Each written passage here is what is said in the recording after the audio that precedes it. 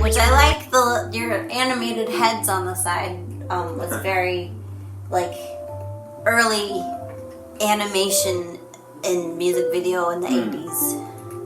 Yeah, the whole thing has, I decided to... Like a take on me kind of like shutter speed to the movement. I definitely have... I mean, that's what I grew up with anyways, but I mean, it's also very in vogue now with an 80s retro feel. But I have to wonder when I'm looking at that kind of stuff, like, it's not that it's easy now, but it must be so much easier now than it was back then to cut things out, to do shadow versions and cutouts and stencils and things like that. A lot of that stuff in the 80s, early MTV stuff, must have been done by hand. Well, they were like expensive and then award-winning projects that today look quaint to us. Yeah, we can easily sit down and make a Talking Heads video like in this room. Yeah. For no money. But awesome. Oh, and the other thing you told me about this video is that you filmed yourself. You kind of knew what the words were going to be, but you hadn't actually written all the words to it yet, which I thought was very interesting. Because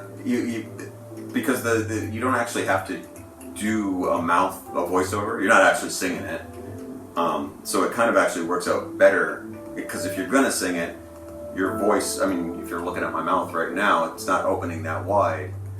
When you're singing, it might not open up wide either. So you kind of have to like fake.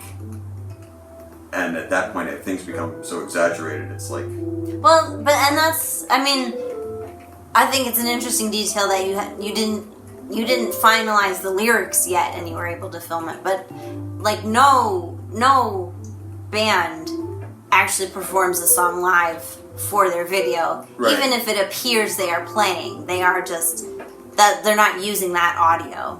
And something interesting of not using the finished lyrics, that always blew my mind. Looking at the back of the album cover with the lyrics would be there, and you're like, that's not what he's saying.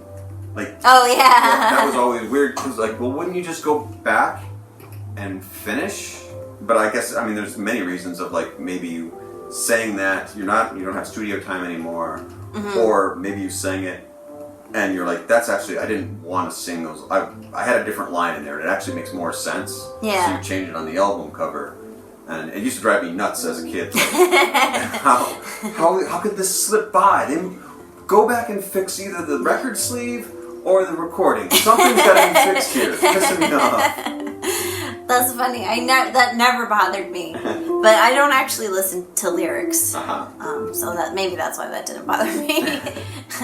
But I'm guessing or one of the reasons why that happens is that, you can see in the workflow, like it between here and here it changed, and it doesn't make financial sense to go back. Yeah. Or there's just no time, or it doesn't matter, or I mean, you're trying to do something subversive and you don't want it, That's true. In a written record. With time or with just like effort of like, you're like, that turned out, because I had all the time in the world, I could have gone back. There's some of the lyrics aren't the actual lyrics I wanted. I just sang them wrong when I sang them because I was worried about like the microphone we're using, like we talked about our karaoke mic. So I'm like forgetting lyrics as I'm doing them, and then I'm like, I meant to sing this word, so you change them in the written one. Why didn't I had all the time in the world to go back and change them? But it sounded good, so. Yeah, that's the thing with performance, singing and just speaking. Sometimes, like, you can feel like that take went so well, even though I kind of said the wrong thing. I don't think I could do it again at that level, so let's stick with that one. Or maybe it's even better. Yeah, maybe you subconsciously slipped in a word that works even better. Yeah. But yeah, there's a lot of reasons why. I mean, performance, we're not robots. That's why it's an art, not a science. Yeah. When I went home, this will relate at the end.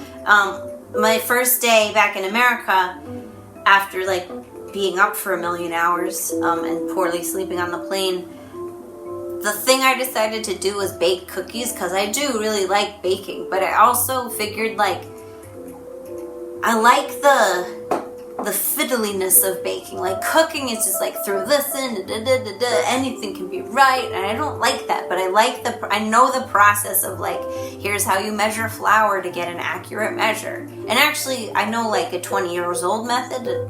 The real method is now to weigh it because weight is more accurate than volume. But so I have my processes, but it was like focusing on these fiddly processes was helping me stay awake because I wanted to stay up to the evening so I could start to get on America time quicker. But there was like focusing on the precision helped me like pass the time. But I think unlike baking, making art is not about the precision. It is about like, well, what came out this time? All right, add a dash of this. All right, try for this. You didn't make it, but that was interesting. So that's my comparison. And it's funny that you do that with baking too, because baking is such an exact cooking science. But when it comes to cooking regular meals, yeah, you're always like, what's the right amount of hot peppers that go in here? Yeah, I mean, how hot can you take it? In general, my personality problem is that I'm looking for someone to give me permission. And baking tells you exactly what the instructions are. Whereas writing, no one gave me permission to write this. So I had to give myself permission. And I had to like, all these processes I'm making up because I find comfort in process. So I need that. But it doesn't exist because it's not precision. It's